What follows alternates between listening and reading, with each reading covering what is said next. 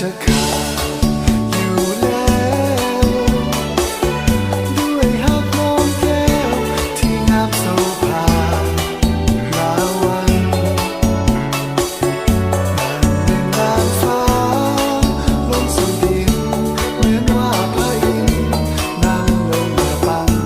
ให้อ้ายนอนฟังถึงมองหัวใจอ้ายแ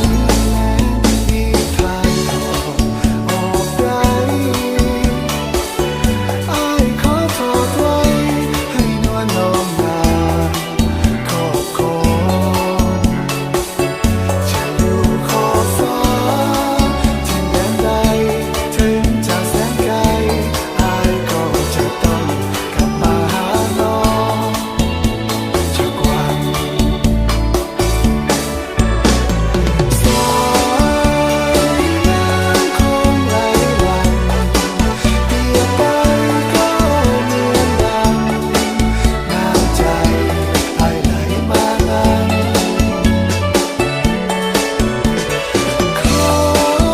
ให้น้ำเจ้าจงสงสารอย่าปล่อยอ้ายเลยผ่านในสวรรค์แห่งนี้ไปไกล เมืองจันทร์สวรรค์